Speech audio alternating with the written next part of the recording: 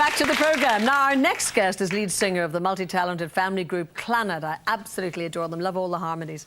And they were the first, really, to propel songs in the Gaelic language into the pop charts. They've won BAFTA awards for music to the hit series Harry's Game and Robin of Sherwood. And their 17 albums to date have sold something like 30 million records worldwide. Well, here they are when they teamed up with the great Bono.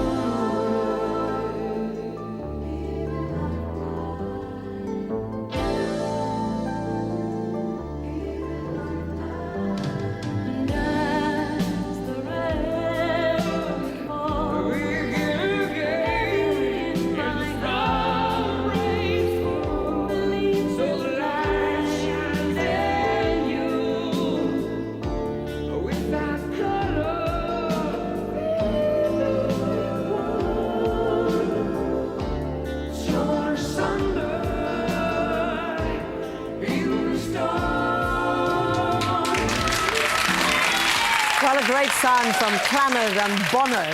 And of course, we've become very familiar with stories of an idyllic family background in Ireland. But for lead singer Moya Brennan, success came with a price. Surprisingly, along with a rock and roll lifestyle emerged broken relationships, drugs and excess drinking. Now, she's a woman who's very well known for wanting to protect her private life. And her new autobiography, which is called The Other Side of the Rainbow, reveals her turbulent journey towards spiritual fulfillment. So would you please give a nice warm welcome to Moya Brennan.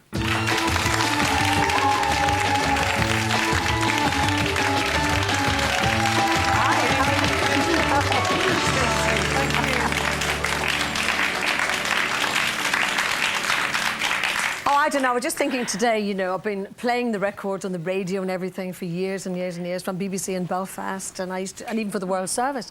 But you know what I'm thinking about this sort of warts and all book? Is there merit in it for you, really, to be this explicit? I don't know.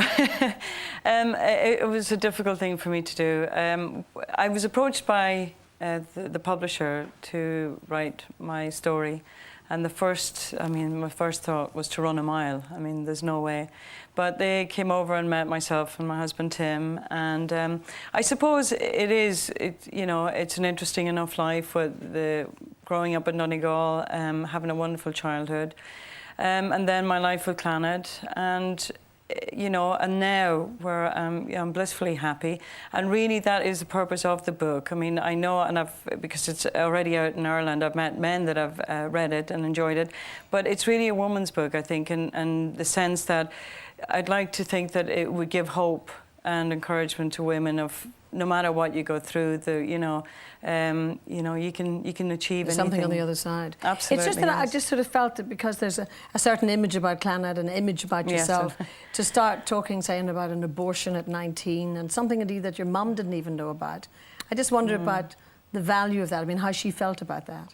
It was very difficult for her. I mean, I did tell her before while I was writing the book, and my sisters knew, of course, my family knew. But yes, it was extremely difficult. But it was very important for the book because of at that time is probably when I lost a sense of a bit of self-esteem.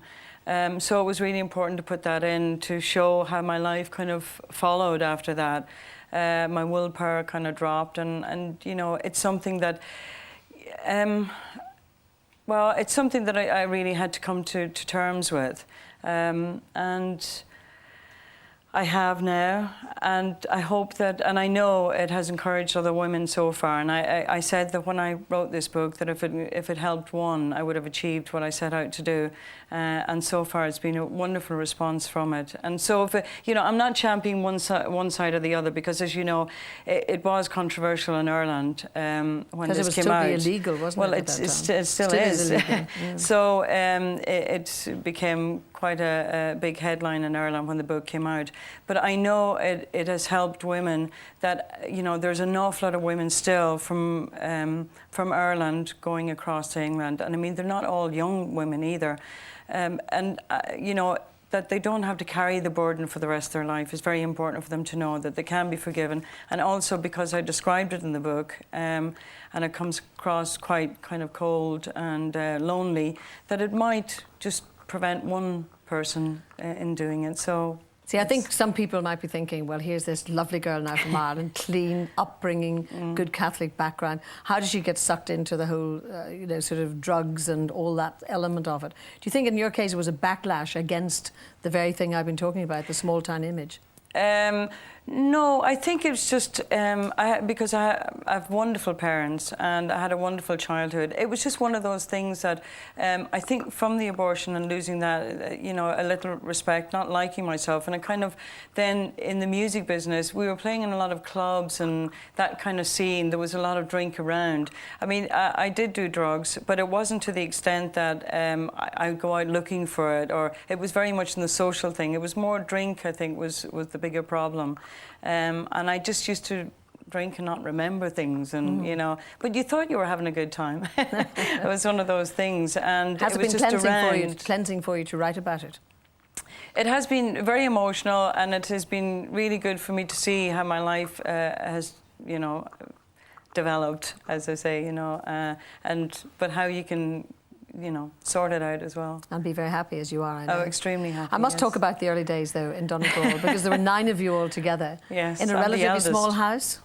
It was, but it was total countryside. I mean, there was a mountain behind us. My grandparents kind of lived in the house in front of us, and the school that I went to was 100 yards down the road at a T-junction. No other houses around, and you know, my sisters were my best friend, and it was just fantastic. I mean, when I was sort of 16, I would have been totally naive of anything. You know, I think I tried to get to the Rolling Stone concert in Dublin. I wasn't allowed. That was the height of it all. No way. It was, but you know, it was fantastic growing up. It's also a Gaelic-speaking area, so I grew up Gaelic being my first language, and just you know, so much music in the house as well because of my dad. You know, with the show band and then with the bar that he still plays in, and we join him whenever we're at home. Great. And my mother then, with being the music teacher, and also and still does the choirs and that in the church. So really nice family background. It's wonderful. You're talking about Gaelic speaking. Did you ever hear the story about that American who arrived in Donegal? And he said, "Hey," he said, "did you have a word for in Gaelic for that for mañana?" And this Donegal man said, "Do you know, I don't believe there's a word with that degree of urgency about it at all." I know. Anyway, you got all the Gaelic words into the pop chart, which actually people never thought you would do. Yeah, well, I mean, because when Clannad started off, we really did do it just from the love of playing together, and then we entered a competition and, you know, quickly got a name together, which, you know, we were putting in the post when we were entering for this competition, and never had any idea that it was, you know, that there was such a future in it, because we were told we were absolutely mad singing Gaelic songs and collecting them, and by doing this, we really developed the sound that is now known and I suppose copied in so many ways. Because we weren't writing songs, we would take these traditional songs that would have been sung unaccompanied and made them attractive, and maybe even sort of emotionally put the feel of what the song might mean into the sound. And we did that for 6 albums. So if we, you know, we weren't really, we used to go to Europe and did a couple of tours there because they didn't mind what language you were singing and when you'd explain what you were singing, what the story was about. But when we were asked to do this for Yorkshire TV, this series for 3 nights was running. I mean, there's no way you would have written it in Gaelic if you thought you were going to appear on Top of the Pops. So we really felt for the programme and wrote this song called Harry's Gammon, and it changed very much the Clannad's life after that. Well, it's fantastic music, and I love all the double tracking and the very haunting sound you get. Now, what are you going to perform for us, just to finish the programme off today? Well, I have been doing solo albums as well, and a solo album I have had out about 2 years ago called Perfect Time. I'd like to sing this song because it kind of sums up my life as well. And I wrote it about my husband, and it's the title track. With whom you're very happy, we should say, and two lovely children. Perfect time. Well, Moya, maybe you'd like to go and get ready in your part of our house. Ladies and gentlemen, Moya Brennan. Thank you. Well done.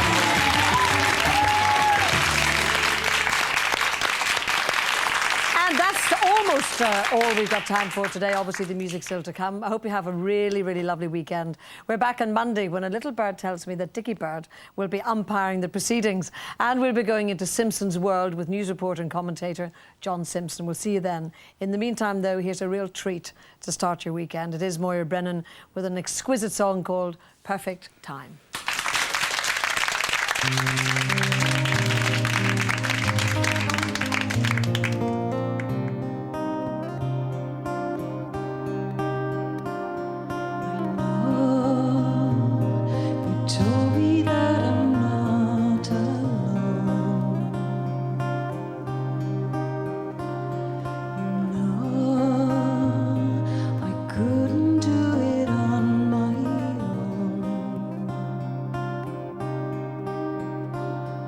See, my eyes are older now, broken dreams behind.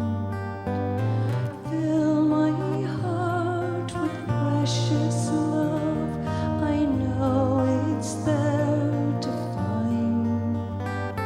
Believe me, I'm not afraid to teach, to learn your ways, under your wings in your